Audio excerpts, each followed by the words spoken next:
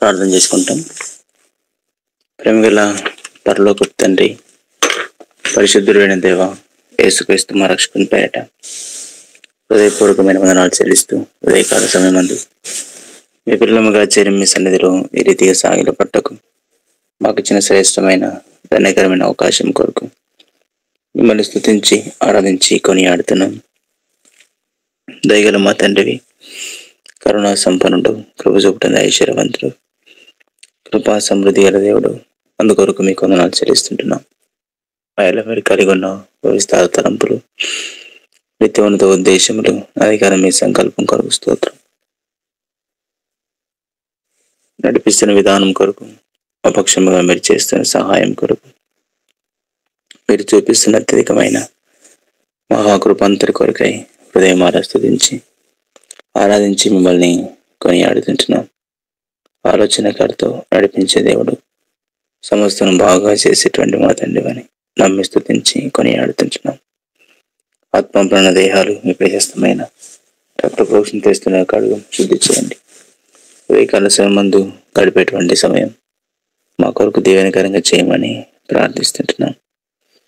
ప్రార్థనలు ఏకీపిస్తున్నాం. పరిశుద్ధులందరికీ స్తోత్రం. ప్రతి వారికి కావాల్సిన భాగమును మీ ఆత్మచన గ్రహించి తద్వారా మీకే మహిమ కలిగినట్లుగా నడిపించమని ప్రార్థిస్తుంటున్నాం. ఓ దేవా, మీరే జ్ఞాపకం చేసుకోండి. మీ నామగంట కొరకే మీరు నడిపించమని ప్రార్థిస్తుంటున్నాం. మీ వాక్యం జయం గలది, శక్తి గలది, ప్రభావం గలది. మా హృదయం అంతరంగాన్ని సంధించి నూతన పరిచయం యొక్క వాక్యం కరుణించని దేవ, లేఖనాలు ఉండే సత్యమైనట్లుగా కావాల్సిన మీ ఆత్మ సహాయం మీరే మాకు మెండగా దయచేయమని ప్రార్థిస్తుంటున్నాం. దేవ, మీరు కరుణించి అంగీకరించమని ఇంతవరకు సహాయపడడానికి స్తుతిస్తూ ముందర సమయం అంతా కూడా మీ దయగల స్థాయికి సంపూర్ణంగా అప్పగించుకుంటూ కృపనే కోరుతూ యేసు ప్రభు నామమున ప్రార్థిస్తున్నాం తండ్రి, ఆమేన్.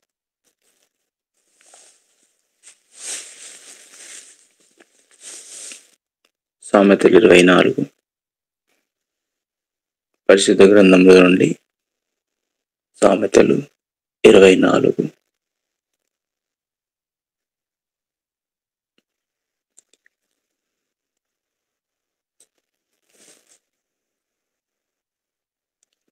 వచనం 24:16 చదువుకుంటాం. నీతిమంతుడు 7 మార్లు పడినను తిరిగి లేచును, ఆపత్కాలమందు భక్తిహీనులు కూలుదురు.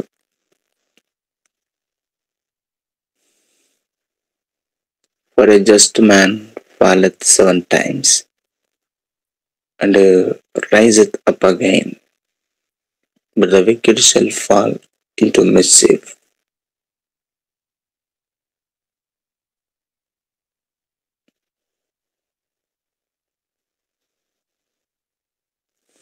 దేవుని వాక్యం రాయబడ్డది. నీతిమంతుడు 7 మార్లు పడినను తిరిగి లేచును అని దేవుని యొక్క వాక్యం సెలవిస్తా ఉంది.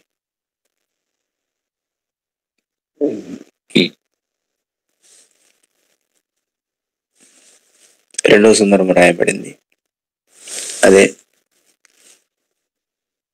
ఆపత్కాలమందు భక్తిహీనులు కూలుదురు అని రాయబడింది. విపత్తు వస్తే దుర్మార్గులు కుప్ప కూలిపోతారు అని దేవుని యొక్క వాక్యం రాయబడుతూ ఉంది.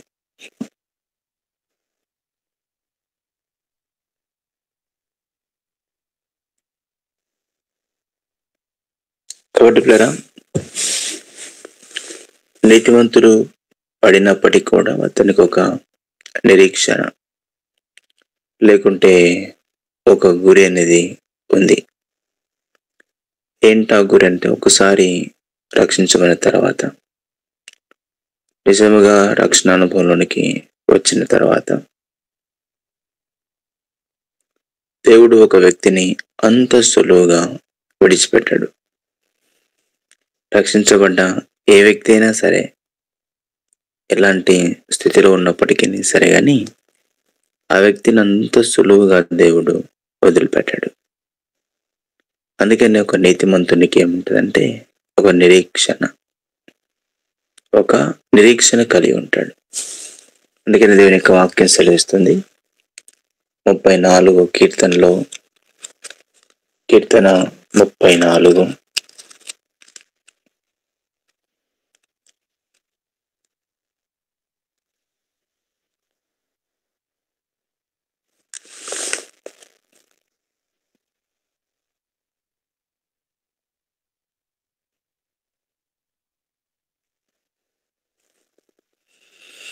19వ వచనం. నీతిమంతునికి కలుగు ఆపదలు అనేకములు, వాటన్నిటిలో నుండి యెహోవా వాణ్ణి విడిపించును, యెహోవా వాణ్ణి విడిపించును అని రాయబడింది. దేవుడు వారి పక్షముగా ఉన్నాడు. దేవుడు వారి పక్షంగా ఉన్నాడు కాబట్టి దేవుడు ఏం చేస్తాడు? విడిపిస్తాడు తప్పకుండా. అందుకే నీతిమంతులు ఒకవేళ పడిపోరు అని చెప్పము. నీతిమంతుడు ఎప్పుడు పడిపోడు అని చెప్పడానికి వీల్లేదు. నీతిమంతుడు పడినప్పటికీ కూడా మళ్ళీ ఏం చేస్తాడు? తిరిగి లేస్తాడు అని దేవుని యొక్క వాక్యం చెప్తారు. మరొక మాట, మీకా గ్రంథం 7వ అధ్యాయము, మీకా గ్రంథము 7వ అధ్యాయము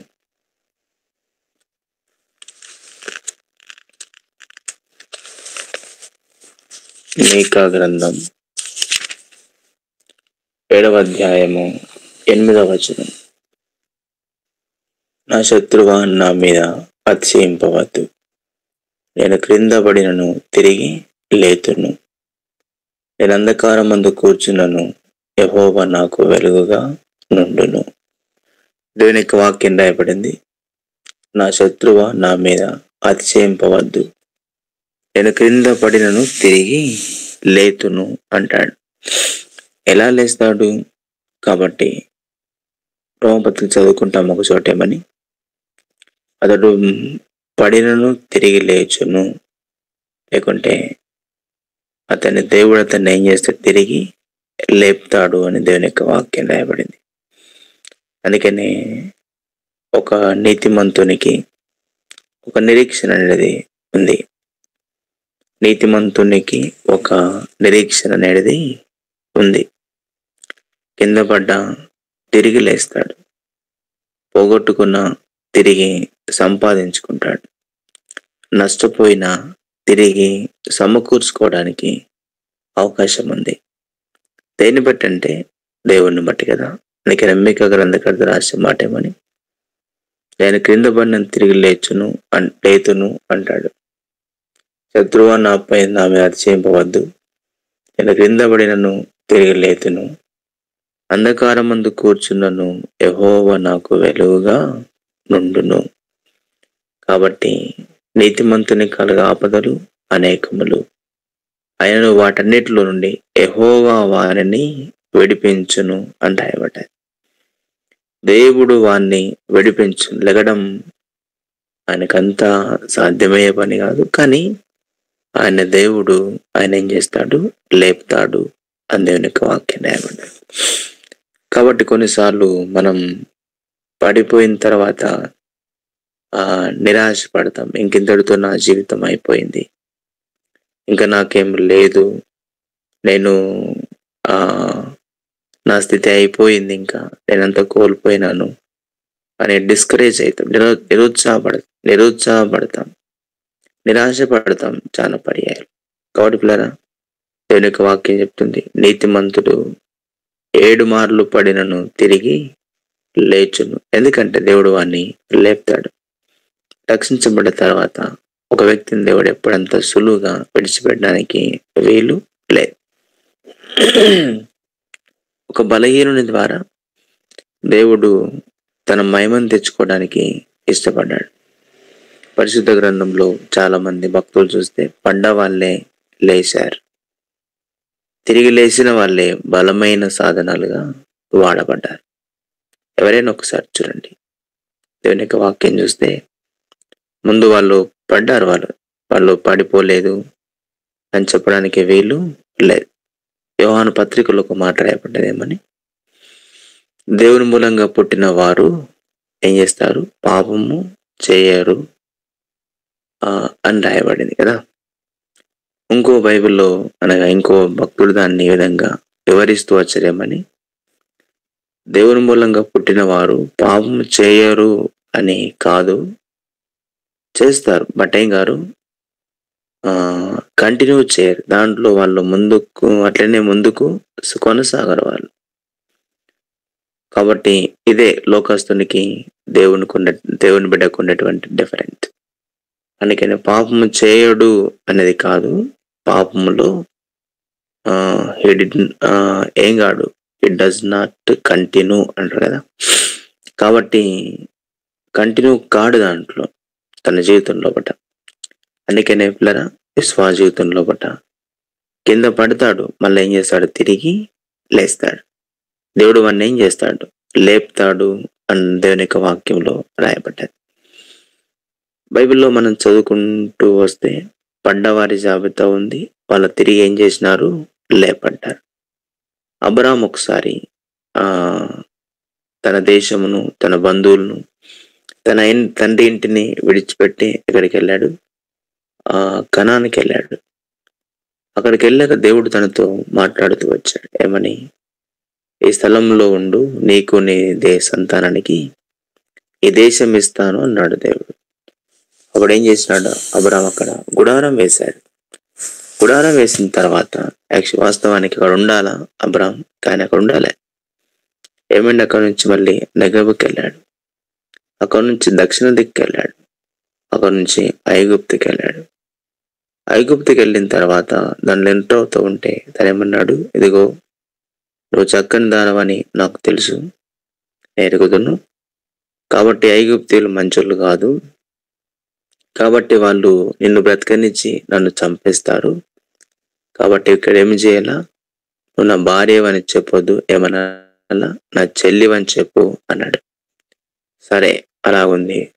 ఆయన ఏమైనా ఎందుకు కారణం అయ్యాడు అక్కడికి, ఇంకో ముందు కరువు వచ్చింది కదా, ఆ కరువులో పడ్డాడు.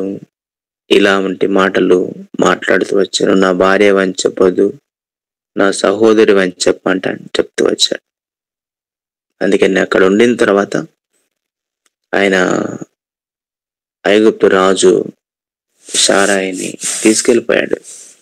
దేవుడు అతన్ని ఏం చేసినాడు, దర్శించినాడు. కాబట్టి దేవుడు జ్ఞాపకం చేసుకున్నాడు అప్పుడు అబ్రాహాం యొక్క భార్యని. అందుకని దేవుని యొక్క వాక్యం చెప్తుంది, అలా ఉన్నాడు కాబట్టి ఎక్కడికి వచ్చాడు, తిరిగి 11వ అధ్యాయం చదువుకుంటాం. ఏమని, ఎక్కడైతే కనాన్లో తన గుడారం వేసి ప్రార్థన చేశాడో అక్కడికి అబ్రాహాం తిరిగి వచ్చాడు. ఇలా పలు సందర్భాలు తన కుటుంబ జీవితంలో అనేక సార్లు ఏం చేశాడు, తప్పినాడు. కానీ కొన్నిసార్లు ఏం చేశాడు, తప్పాడు. కానీ దేవుడు ఏం చేశాడు, ఆయన్ని సమకూరుస్తూ వచ్చాడు, తిరిగి లేపబడ్డాడు. ఆ విధంగా పోయిన సమకూర్చబడుతూ వచ్చాడు. ఇంకోసారి తన భార్య మాట విని హాగరుతో వెళ్ళాడు. అందుకే దేవుడు ఏమన్నాడు, మరొక సందర్భంగా నీ భార్య నీతో చెప్పిన మాట ఏం చేయి, వినమంట అని చెప్పాడు. అందుకే 17వ అధ్యాయం చదువుకుంటాం, నా సన్నిధిలో నువ్వు నిందారహితుడవై ఉండుము అంటే నింద లేకుండా జీవించిన వాడు కాదు, కానీ దేవుడు ఆయన్ని ఏం చేసినాడు, లేపుతూ వచ్చాడు. దావీదు పడిపోయిన దావీదే, కానీ ఏం చేశాడు, దేవుడు ఆయన్ని లేపుతూ వచ్చాడు. యాకోబు బలహీనతలు కలిగినటువంటి యాకోబే, దేవుడు అతన్ని ఏం చేశాడు, ఇజ్రాయేలుగా మారుస్తూ వచ్చాడు. కాబట్టి ప్రియ సోదరి ఉదయకాలం చెప్తూ, ఒక నీతిమంతుడు పడిపోడు అని చెప్పలేం.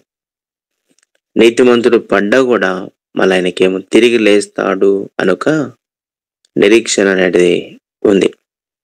కాబట్టి పడిపోయిన స్థితి, బలహీనమైనటువంటి జీవితం లేనివాడు ఎవరు కూడా లేరు.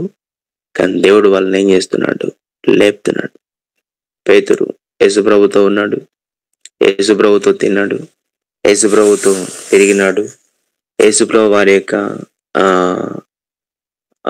చేత అద్భుతాలు చేశాడు, ఆశ్చర్య కార్యాలు జరిగించినాడు, పరిస్థితులకు దేవునికి సమీపంగా ఉన్నాడు. కాబట్టి గొప్ప గొప్ప కార్యాలు జరిగించినాడు ప్రభు ద్వారా.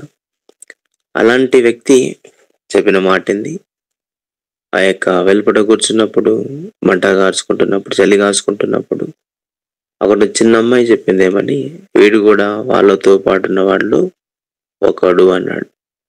అప్పుడు బొంకినాడు. ఎవరు? పేతురు బొంకాడు. బొంకినటువంటి పేతురు ఇంకొంచెం ముందుకెళ్ళిన తర్వాత పిల్లరా దేవుని వాక్యం చెప్తుంది, ప్రభు ఆయన వైపు చూసినాడంట. ఆయన వైపు చూసిన వెంటనే వెలుపటికెళ్ళి పశ్చాత్తాపడి ఏడ్చినాడు. ఎవరు? పేతురు వెలుపటికెళ్ళి పశ్చాత్తాపడి ఏడ్చినాడు. కాబట్టి నేను బొంకినానంట అని చెప్పి మనసు అంతా బాధేసి పశ్చాత్తాపడ్డాడు. అలాంటి పేతురుని దేవుడు ఎన్నుకున్నాడు. అందుకే దేవుడు చెప్పాడు ముందు ఏమని, నువ్వు గోధుమల మిమ్మల్ని జల్లించడానికి అపాధి కోరుకున్నాడు, నీ మనసు తిరిగిన తర్వాత ఏంటి సహోదరులను సమకూర్చమంట అని చెప్పినాడు దేవుడు. అలాగే ప్రభు చెప్పిన మాట ప్రకారంగానే తను సమకూర్చే ప్రయత్నం చేస్తూ వచ్చాడు.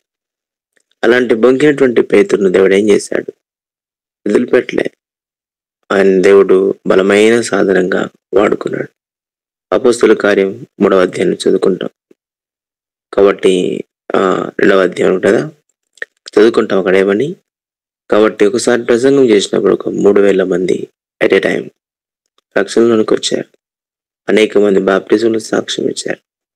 కాబట్టి దేవుని చేతుల్లో బలమైన సాధనంగా వాడబడ్డాడు. కట్టకడపడిగా అతని మరణం ఏమన్నాడు? యేసుప్రభు సిలువేని తీసుకుని వెళ్తే తను చెప్పిన మాట ఏంటంటే, నేను నా యజమాని వల్లే, నేను నా యొక్క యజమానుని వల్లే, నా ఏలిన వాడిని, నా ప్రభు వల్ల నేను సిలువ వేయబడ్డానికి ఐఎమ్ నాట్ వర్తీ పర్సన్. అందుకనేమన్నాడు? అప్స్ అండ్ డౌన్, నన్ను తలకిందులుగా సిలువేయమంట అని చెప్పాడు. అది దేవుని కొరకు హతసాక్షి అయ్యాడు. కాబట్టి పేతురు పడిపోయిన పేతురే, కానీ తిరిగి లేచిన తర్వాత దేవుని చేతుల్లో బలమైన సాధనంగా వాడబడినటువంటి పేతురు. పడిపోయిన దావీదే దేవుడు ఆయన గురించిన సర్టిఫికెట్ ఏంటంటే, కాబట్టి నా ఇష్టానుసారైనటువంటి మనుష్యుడు అని సాక్ష్యం ఇచ్చాడు.